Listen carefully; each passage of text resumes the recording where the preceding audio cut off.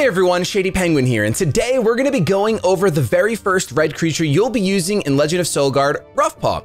Now, Roughpaw is a supporter creature, which means her abilities do just that. They support your team. Now, she's super versatile because her abilities are both offensive and defensive. Let's go over them so you guys can learn what I'm talking about.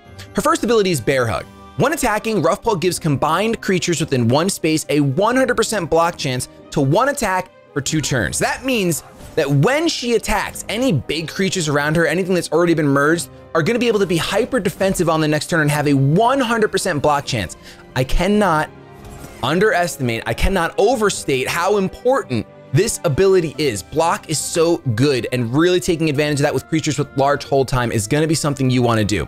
In return, not only does she give you a super defensive move such as a 100% chance block, but her own strength increases. For me, my Roughpaw right now increases by 0 to 1 strength. However, as you guys can see on the chart, as you rank up your Roughpaw and as you rank up this ability specifically, those numbers are all going to increase. At max level, she's going to affect 3 spaces around her. So any big creatures within 3 spaces, whether it's forward, well, actually it would have to be, well, it could be forward if someone's holding in front of her, but to the back, left, and right, those creatures are going to gain a 100% block chance.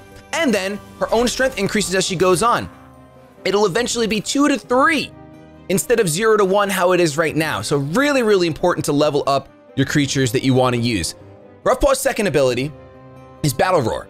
The Roughpaw adds 2 to 3 to adjacent combined creature strength. So once again, those combined creatures and 0 to adjacent barriers. Now, of course, that 0 is going to grow as this ability grows. At max level, it'll buff barriers by 4. Which is really, really nice. That's like a whole other barrier. Uncombined creatures also get extra strength if combined within 2 turns. Now, this has a little bit of a lingering effect. Say you don't have combined creatures yet, but you know your creatures are safe, whether you've whittled your opponent down or you have a lot of barriers up or a lot of good defenses, you can go ahead and still combine your Roughpaws without fear, and you'll have that buff to use for the next 2 turns, which is really, really, really nice. Once again, combined creatures. Roughpaw's effects focus on adjacent creatures for the most part. So the bigger the Roughpaw, the more creatures it'll affect. So don't be afraid to try to set up for a big Roughpaw merge. That's one of my favorite things to do. But what I want to know are, what are your favorite strategies with Roughpaw? Let us know in the comments down below. And of course, if you have not joined the Battle of Fire and Ice in Legend of Solgard, I highly advise you click the link down below and download the game today. Until next time, get out there and keep kicking ice.